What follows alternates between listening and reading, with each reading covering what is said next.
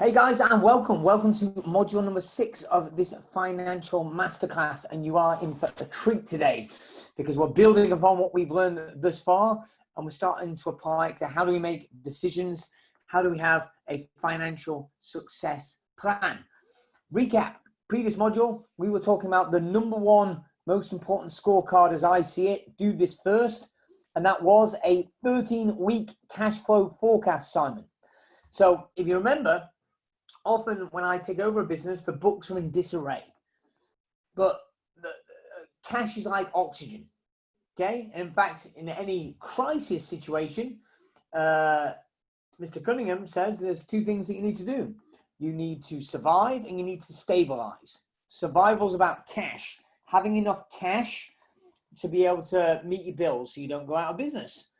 And stabilizing, Barry, looks like your cash flow being at least neutral. In other words, so in theory, you can survive indefinitely. That's what it's all about. So let me now go to the presentation.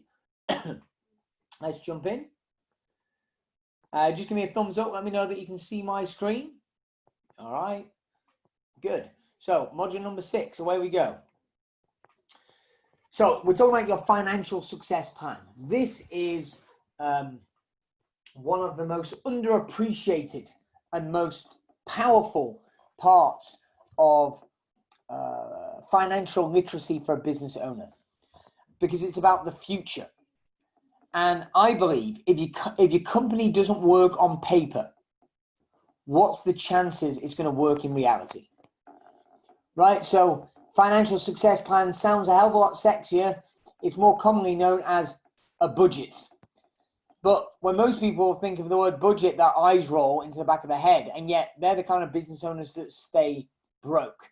A budget is really saying, let's have a plan, a vision for the future, and let's put it in numeric format on paper. Because if you can't have, as I walk you through this process, if you can't have a logical conversation, you can't sit down with Martin and make a case for here's how you're going to have these revenues, and here's what's going to cost you to get these revenues and service these revenues, etc. And you can't logically think it through so that you've got a good argument on paper that these numbers work and your business is going to have the profit that you desire. The chances of it working in reality, Simon, round to zero. Right? And yet most business owners will avoid this like the plague. They just kind of magically hope it's all going to come together. And yet how often does that happen? Steve, also rounds to zero. But it's not actually about the plan. So Dwight Eisenhower, who was the general in charge of the Allied forces in World War II, said plans are useless, but planning is essential. Another way of thinking about that is the value of a budget isn't in the document itself. It's in the thought process that goes into its creation. In other words, it's about the thinking you have about how are you going to get your revenues from X to Y and your profit from A to B. It's the thinking of that through, John, that's critical. Great example of this. So a lady who is a restaurant owner bought my book, and she attended a sanity session. So she came in for it's a mini little mastermind, a sanity check on their businesses. And she reported that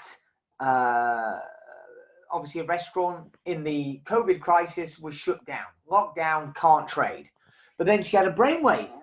She could just make it into a takeaway, Graham. Make it into a takeaway.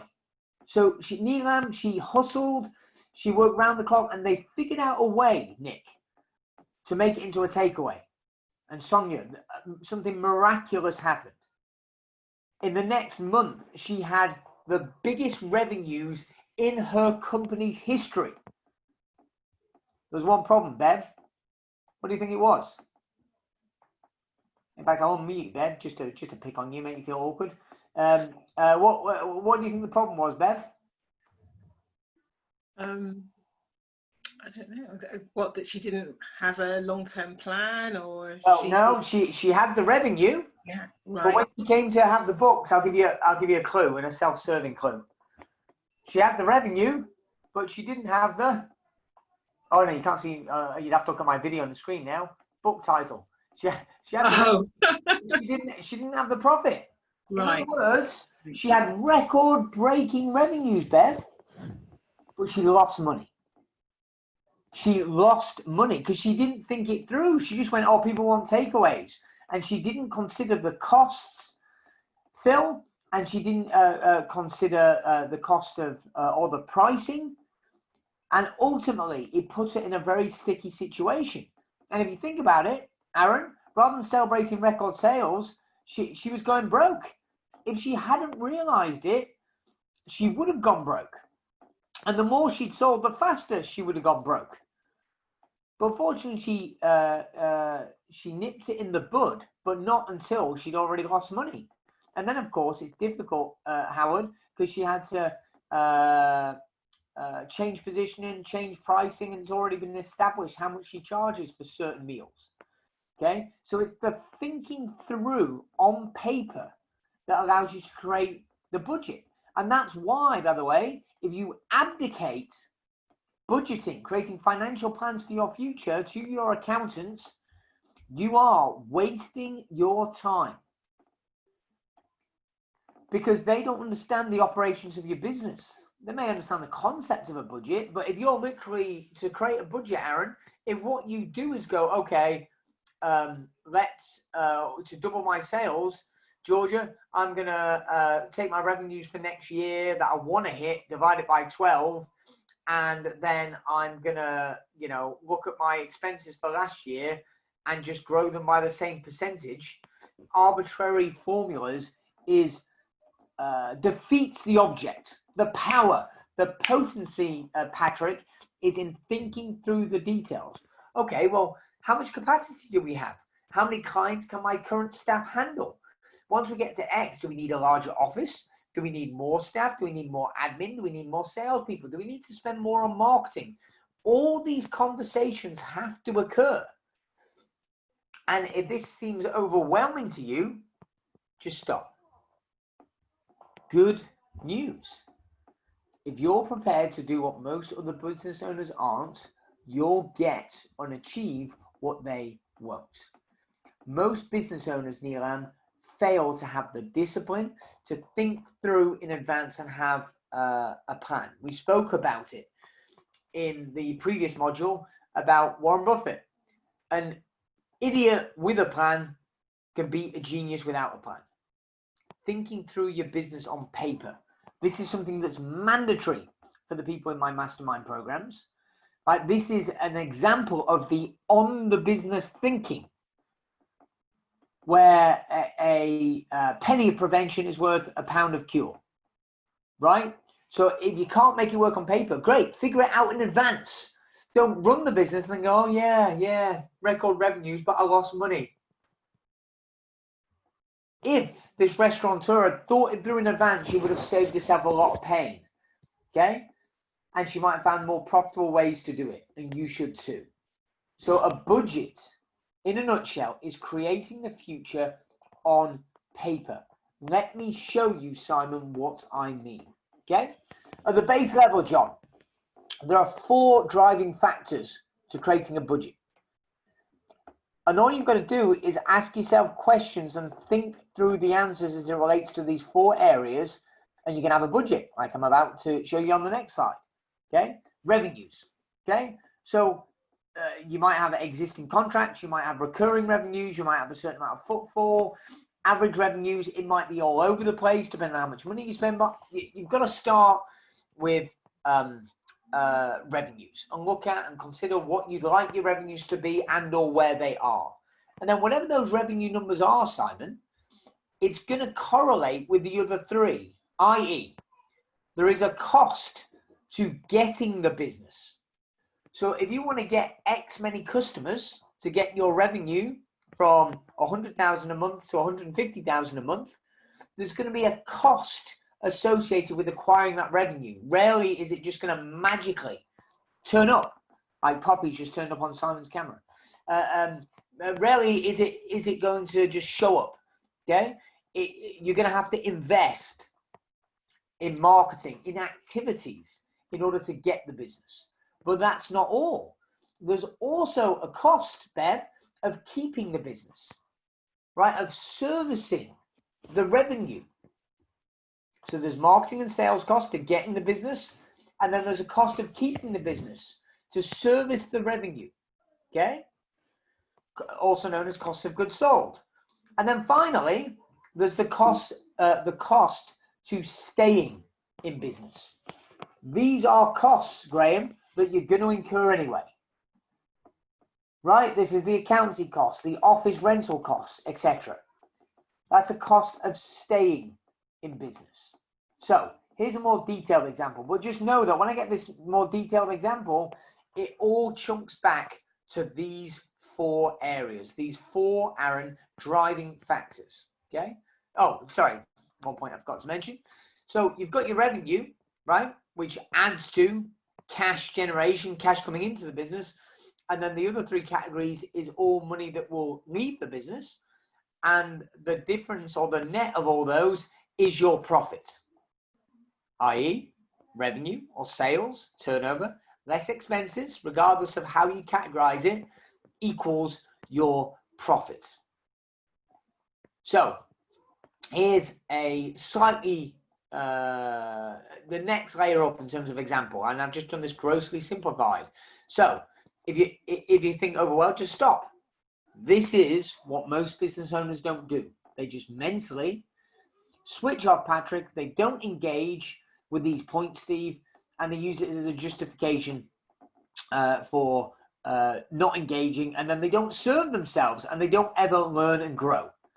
All we're talking about here is, and this represents thousands of pounds, so 30 in the top left-hand corner represents £30,000.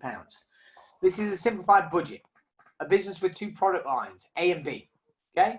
And for those, for that revenue, there's a cost to get the business, which is marketing and sales costs, okay? There's a cost of keeping the business. So the cost of, if this is a training company, the training materials, the lunches that are going to rise and fall with the revenue, that's cost of goods sold. And then there's a cost of staying in business, overhead, salaries, rent, software, okay? And then at the bottom is the profit. Now, by the way, when we come to the Q&A, I know people are going to ask questions. Oh, well, where does sales commission go? Where does salesperson's salary go? Does it go above the line, below the line? Or what about this?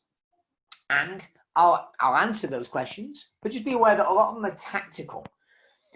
Because really, regardless of what category you put it in, they're costs that are associated with that revenue, right? And therefore, it's a cost that is incurred to get that revenue and therefore affects your net. And all of a sudden, you've got to think of the whole holistic picture. I like to think of a budget as you've got to get the component pieces on the table, like a big jigsaw puzzle. So you do a first pass where you go, okay, if our revenues were X, if our revenues were going to be £100,000 a month, the cost to get in the business would be this, you know, marketing costs, sales costs, the cost of goods sold, the cost to keep the business will be this, and the cost of staying in business, the default overhead is this. That would leave us with a net of this. But then you ask more questions and you loop round again and again. So jigsaw puzzle, you get the corners in place, then you go in and put in the edges. And then, of course, you fill in the middle. And a question begets a question, begets a question. So all of a sudden you go, okay, well, that equals that. But hold on. Will the salespeople actually be able to sell that much? Will they have enough leads? Oh, no, our marketing cost is going to have to go up. Okay, well, if our marketing cost goes up, at what point do we need more salespeople? Or actually, if that succeeds in getting us more customers, that's going to require more cost of goods sold. Okay, at what point do we need to hire more people? Or rent a bigger office? Okay? And I'm not, let me rephrase that. The point is, again, the power is in the thinking it through on paper. And any budget is better than no budget. Because this budget is really you projecting the financial accounts, the management accounts that we spoke about in module number 1 and 3, all it is the activities that have happened in a business turned into numbers. And a budget is the projected future activities of a business, what you're going to do and how you think it's all going to work, turned into numbers. But by looking at it holistically, you can just go, does this make sense? Does this work? And so the first attempts, if you take a blank template like this and just fill in your categories, the biggest categories first, you're going, does this work? Does it make sense? The potency is not the numbers, Rachel, that are on the piece of paper. It's in the thought and the effort that you put into it. The thinking through, the knowing your business, how is this plan going to work? And most business owners just won't have that discipline. They won't take a piece of paper and something this simple and just go, you know what? I'm just going to print this out and I'm just going to sit down with a pen and paper and start thinking it through and throwing some numbers down. The mistake most business owners make that hurts them significantly is they make it too complex and then they either abdicate and go, I'm not going to do it, I need my accountant, or they get overly anal in the detail. For probably every business on this call, how much you're spending on stationery is irrelevant, okay? It's about the big headline areas, okay? How much you're going to spend on marketing, how much you spend on servicing the business, what are the core costs, the core overheads. And it's in doing the work of doing a budget and then looking at it related to actually what's going on every month or and every week, or at least every month. That's where you get to train your financial brain, Aaron, to get more and more dialed in with what's actually going on in your business. I've just realized this whole session I've been talking to you, and my microphone, my lapel microphone, had fallen down onto my lap. So I hope you heard. I hope you can make it out, and the volume's probably gone up significantly now that I picked up the microphone, but we'll see how we do. So budgeting. Just, it boils down to these 4 questions. Just click my mic on. Okay. Goes down to these 4 questions, these 4 areas. There's the revenue, the cost of getting the business, keeping the business, and staying in business. But they're all interwoven. So to kind of answer one, you need to kind of answer all 4. And so my challenge to you would be to sit down with a blank sheet of paper and attempt to have your first pass of this in 20 minutes. And you go, oh my God, that's impossible. I couldn't possibly do that. Yeah, you can. Now, I'm not saying that it's going to be right, but I'm not after right. There's no budget in the history of mankind that's ever been right. I'm interested in you honing the skills of being a smarter, more switched on business owner, practicing the art of this conversation, these financial plans, thinking it through.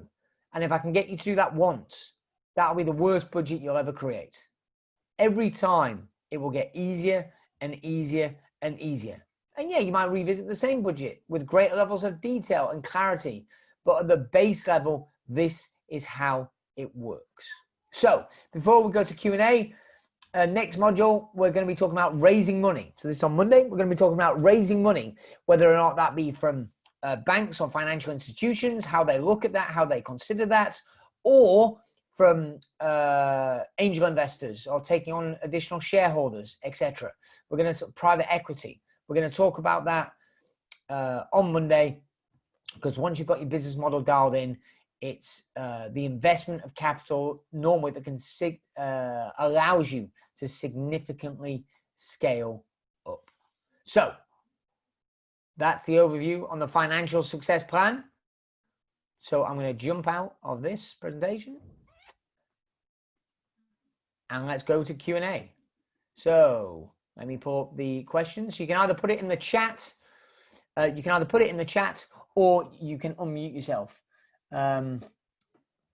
Great. So great question from Nick. So Nick says, what is above the line, below the line? Is budgeting the same as sales targets, or does the latter come out of the former? Okay, so let's answer the second question first. So sales targets or revenue targets would be a part of your budget, but just one part. Okay. Yeah, great. The more questions coming in now. I'll answer them all. So Nick, in order to have a budget, you're forecasting not just the revenues, but also the correlated costs that you anticipate in that same time period, in those months, those quarters, etc. So that's what budgeting is, and sales targets make up a part of that. Okay, above the line, below the line. When I use that terminology, and I refer back to something that Martin said in the previous module, he was talking about where he categorizes certain expenses. We won't necessarily go into that now, but we're talking about, for those that want to know, we're talking about gross profit. So typically accountants have sales, then they have the cost of goods sold, and then sales less the cost of goods sold equals your gross profit. Okay. And the point Martin was making, so that to get this away from the tactics and more to the strategy, the point that I believe Martin was making was he takes all the variable costs and puts them above the line in that cost of goods, so before gross profit, i.e. the cost below the line, some would term that as overhead. What are the costs that are relatively fixed? So I'm talking about the scalability of the business comes from growing that gross profit number. If that's a level too far for you, because there's massively widely ranging financial expertise levels on here, don't worry about it, because really it's all just an expense. The extra detail is more potent as you get more skilled and as you grow. But if you're not there yet, it's okay. Just be clear about those 3 cost categories I mentioned. It's going to fit in one of those. And if you're not sure which one, don't worry. As long as you've got it down and you've considered where you're going to need to spend money to get those revenues, I'd say you're in good shape. Okay. Martin says, where are you at on forecasting? Okay, so let me clarify the difference between a budget and a forecast first to answer the question. I know you know, Martin, but for everybody else. So a budget is the plan. You set, this is what we want the target to be. A forecast is what you think is going to happen.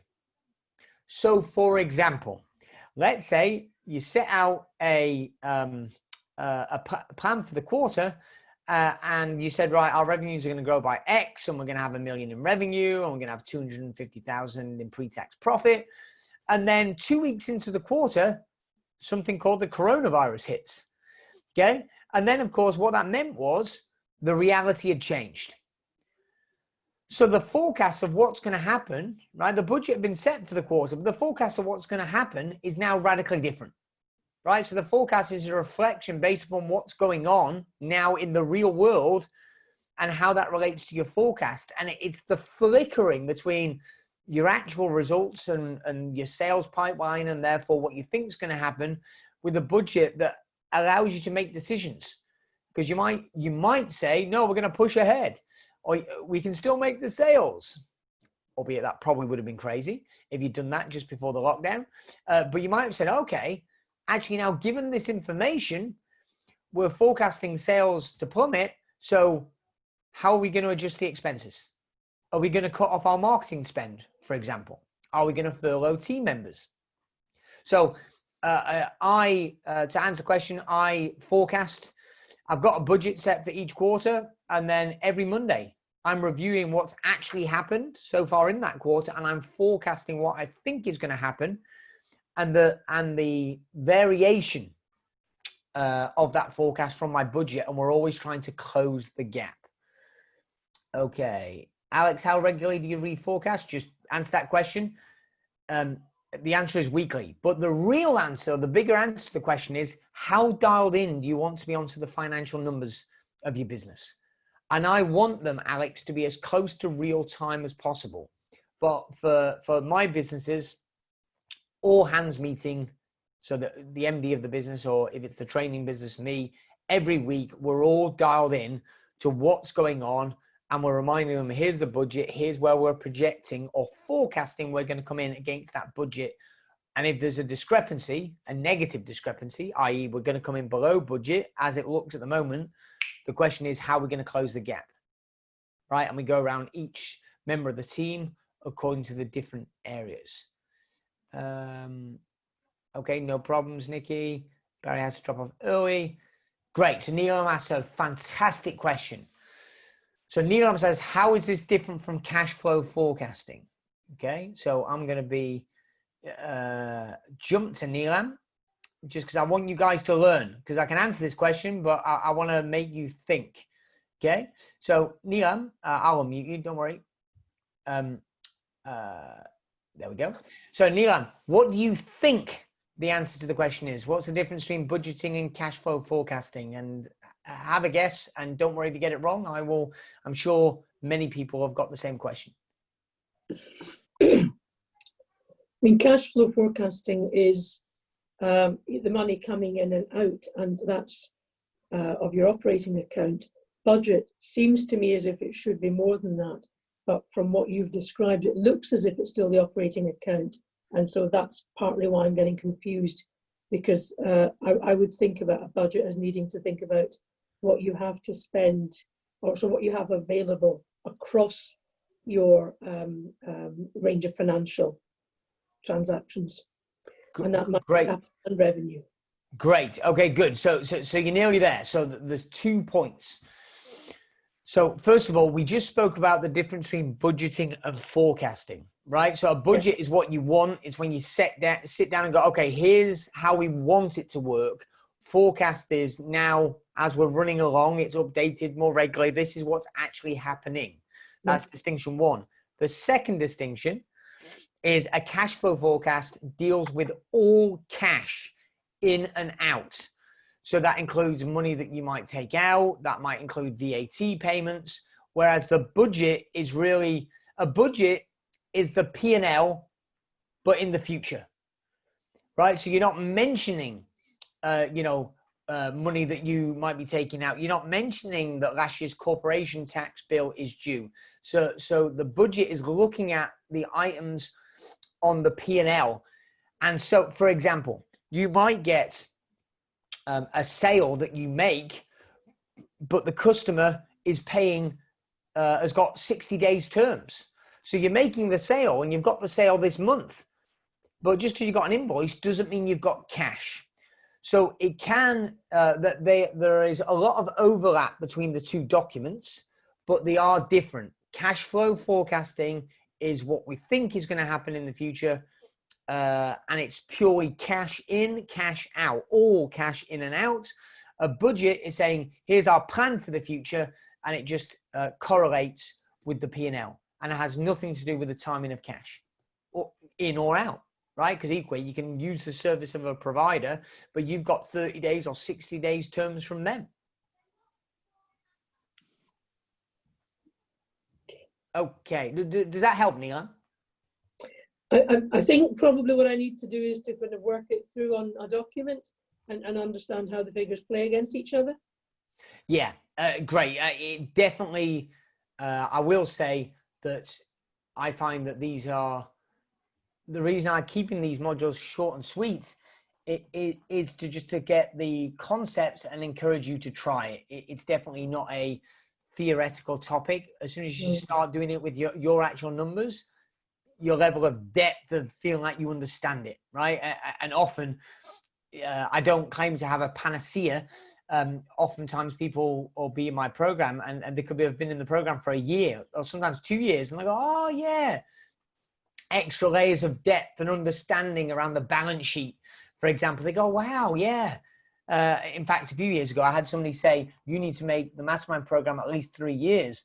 I said, why? I said, because it takes, the first year to figure out what the hell you're doing. The second year, you start making significant progress. And the third year, that's when the fun really begins, right? But that was said by somebody who's been in for 6 years now and counting, right? And I suppose the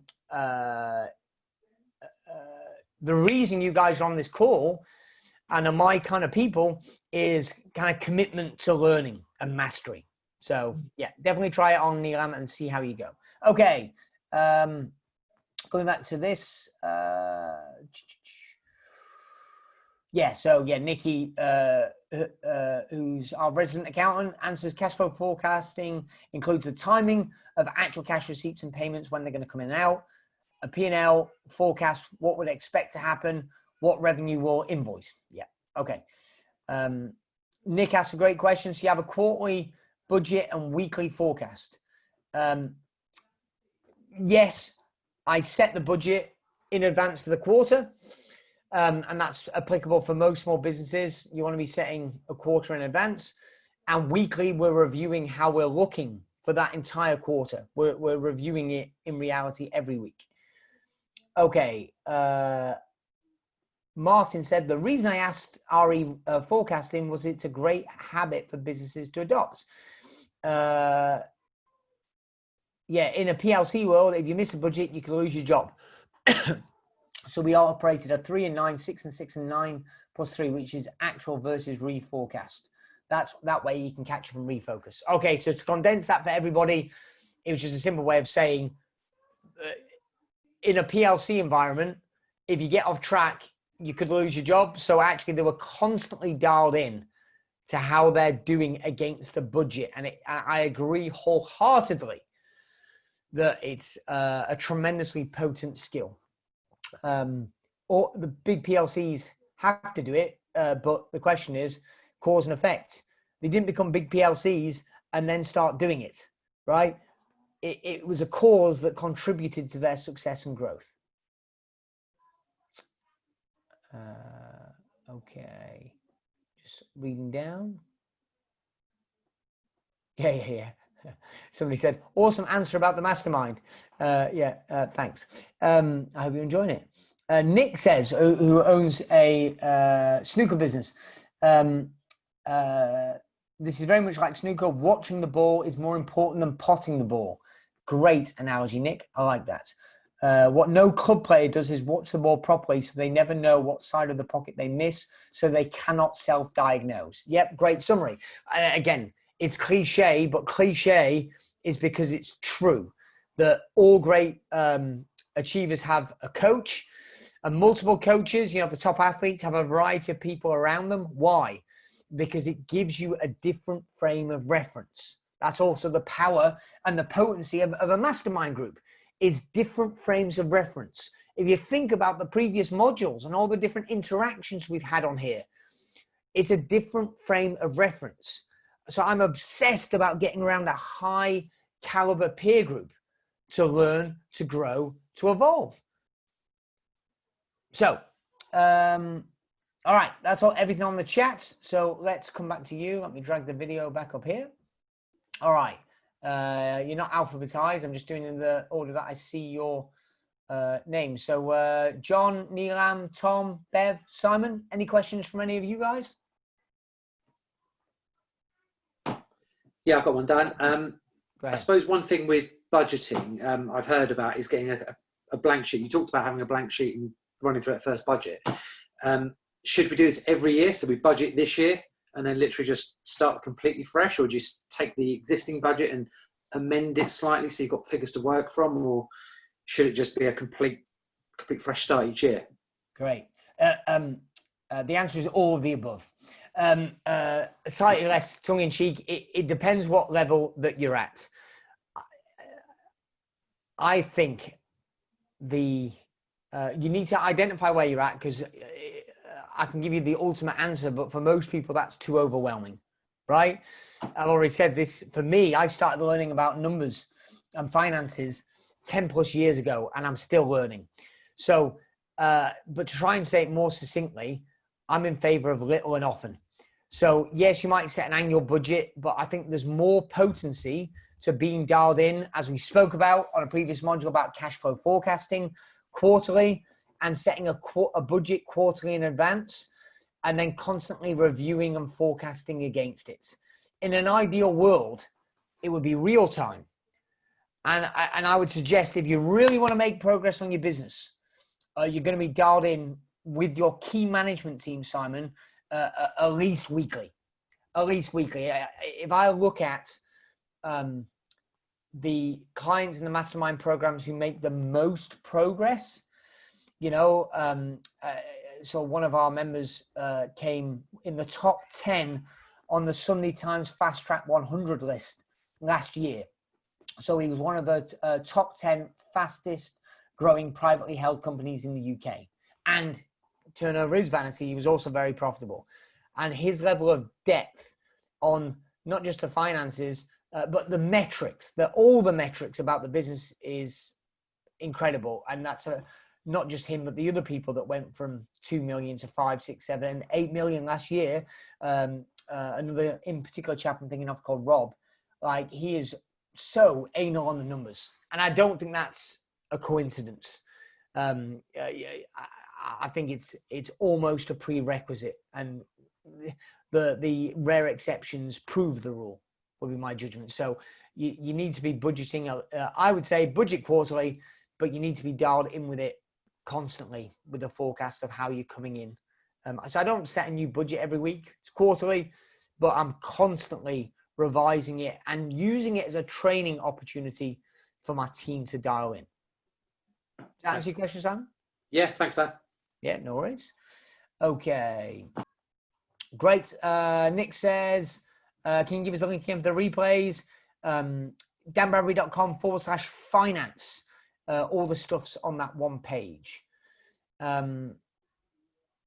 Okay. Oh, yeah. And Neil said I had a problem getting into the replays. It was down for a day last week. By the way, when you go to access the replays, you'll have to give the email that you registered for this course with. It'll say, this is private. You just need to put in the email that you used to register this course with, and you'll get straight in. But it's at danbradbury.com/finance. All right, John, Neelam, Tom, Bev, any questions from you guys before I go to the next ones on the list? Okay. All right, next up, Nick, Martin, Sonia, Graham. Hello. You got a question, Sonia? Or are you just waving? I'm both. Okay, good. I was just going to say, since I'm doing the modules, I've set up my cash flow forecast sheet, been trying to put in place the things you've talked about, and it's just, I thought I was reasonably good on the numbers before, but yes. It's been illuminating. So I can really see your point about the discipline of doing this regularly, which now I'm starting to do. And it's like I say, I'd say I was reasonably good before, but it's a whole different level when you start doing this. Right. As in, you're fairly new into the program, so it's good that you dialed in. But it's about different levels. It's about improving yourself as a business owner, right? A blessing I got from my parents is, fortunately, I love learning. I don't have a problem looking stupid, and I'll ask. I remember when I was first learning this stuff, I was asking my mentors, I was doing every training course, every book, and I was asking my accountant a question every 6 seconds. You know, I was literally their most annoying client for probably 2 years until I really got the fundamentals nailed. And I think you can make progress very quickly, but I think in order for it to stick, for it not just to be information, it does need to be practically applied.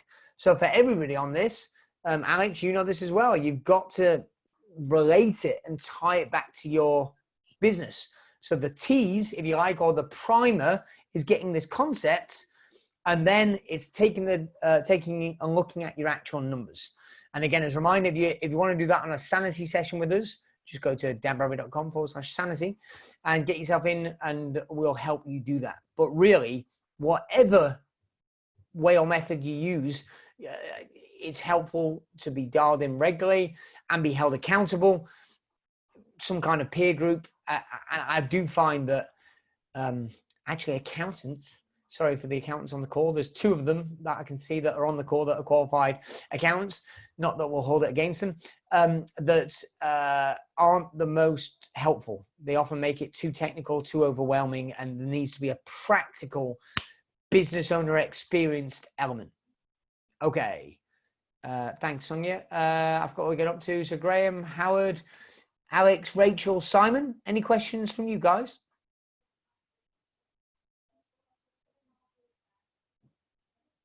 Okay. I've only got one more, unless I missed you. So Paddy, have you got any questions, or anybody else that I might have missed that I've not come to? I don't remember saying your name.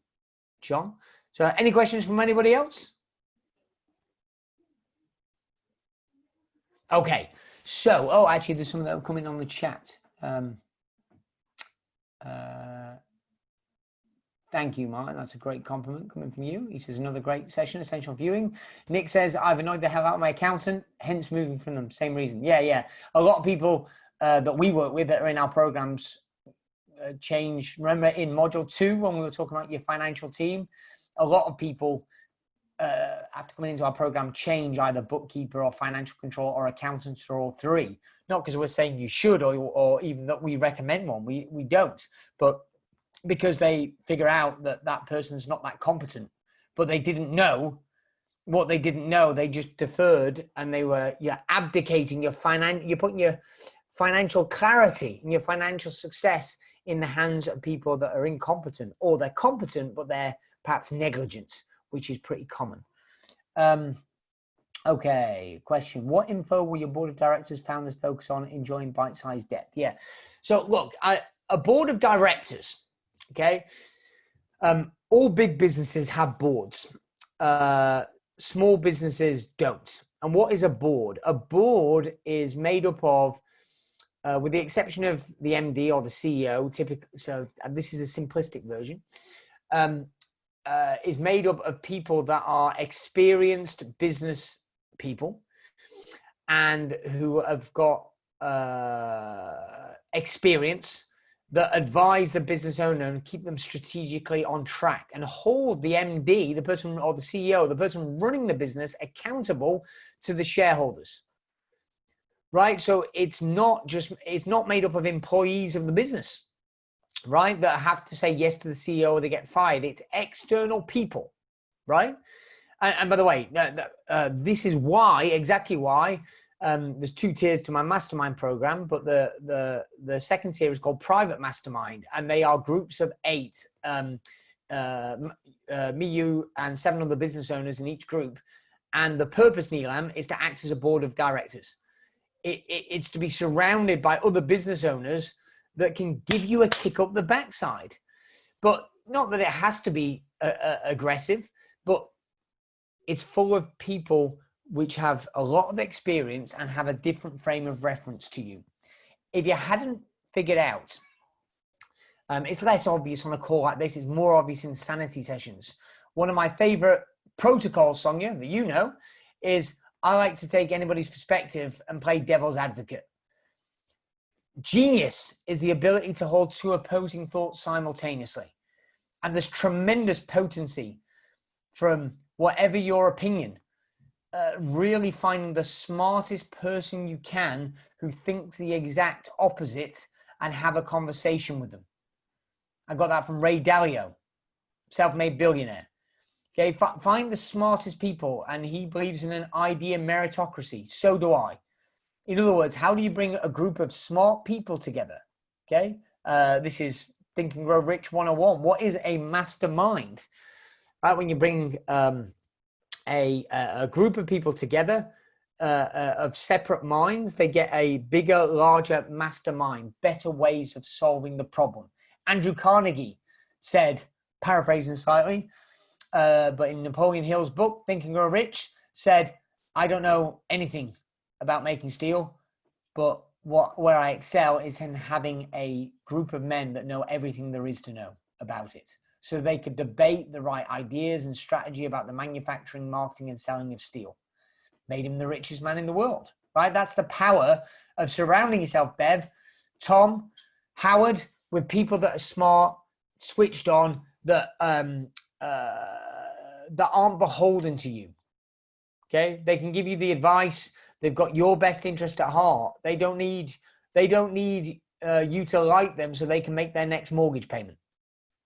So, you can go and get non-execs. Yeah, there's a whole host of different programs out there. If you like the cut of my jib, I'd love to get to know you a bit more. Just get on over to Sanity Session, dabradbury.com/sanity. Let us know. Let's jump in a session.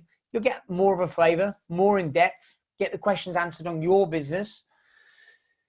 Okay, Rachel? Well, we know because we work together. Find out what's going on, and if I can serve you in that way, I would absolutely love to. Alex, I don't know, I've only just seen this, but apparently you've raised your hand. Did you have a question, or was that from earlier on? Yeah, I've got a question. Well, a bit of a question. So As you know, I'm a management accountant, and I've sort of budgeted and reforecasted for clients for many years. And I bought a business last year, as you know, and I'm actually really struggling doing this for myself after many years of doing it for other people. I think it's the amount of detail and in-depth knowledge I have of my own. Oh, I've lost you, Alex.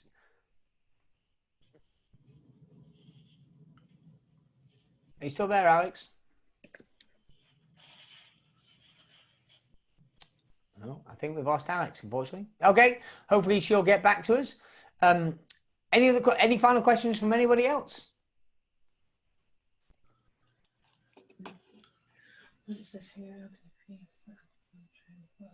Okay, final thing in here then from Nick. Nick says, what are the basic structures of your 3 coaching tiers? I'd say the answer to that question is come to a sanity session first. I know you've already been, Nick, but fundamentally, there is Success Mastermind, which is a large group, 100 of the fastest growing businesses in the UK that meets quarterly. So we get together every quarter to budget, to plan, to think, to strategize, and to network. The tier above that is Private Mastermind, which is where we have these groups of 8, and think of it as a private boardroom where it's intense, and I personally will be really driving into your numbers there. And at the top tier, it's private consulting with me. And that level is typically for, so Success Mastermind is for businesses, a minimum of $250,000 revenue going upwards. Private Mastermind, most of the businesses there are upwards of 7 figures, but really you need to be at least $500,000 and upwards for it to make sense. And most of the private consulting clients are 7-figure revenues and higher, because at that level, we're doing a lot of strategy on raising money, taking on investors, growth through acquisition, and exiting your business, which we are covering in the next 2 modules.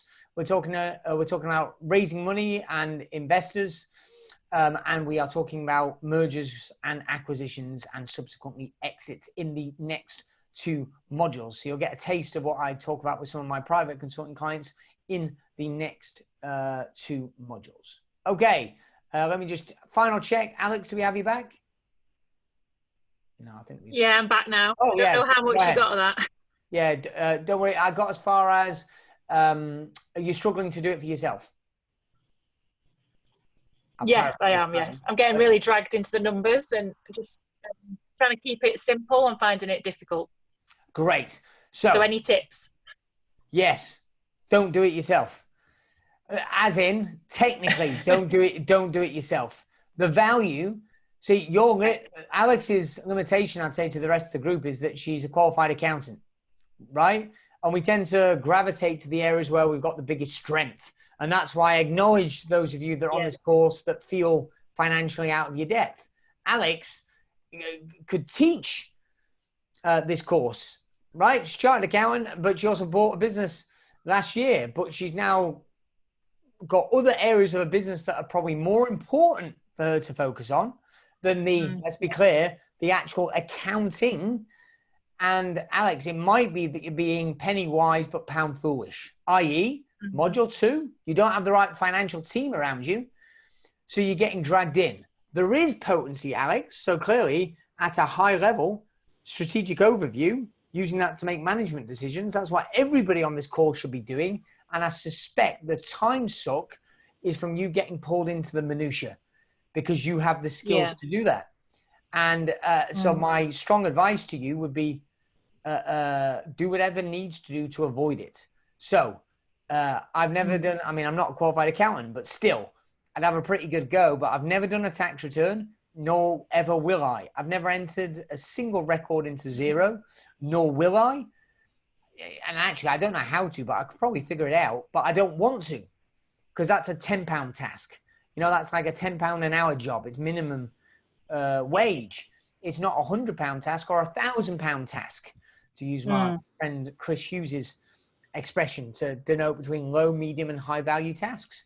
The potency for everybody on here is the strategic analysis to decide what to do next. So I suspect, Alex, you haven't got the right team or support around you to take it off your plate. That would be my thoughts. Okay. And Alex, drop me a note if you're still really stuck and struggling with that. Happy to chat with you in more depth about that one. Okay. Okay, guys, that's all for this week. So I will see you on Monday. Reminder: the next module we're talking about raising money, investors, loans, etc. How banks do that. One of my biggest businesses, most profitable businesses, was actually a money lending business. I just don't talk about it very often because it's not an industry that's looked on favorably. Yeah, well, yeah, I did identify that. Okay, so that's Monday, and then and then we've got the mergers and acquisitions module. So thank you, guys. See you soon.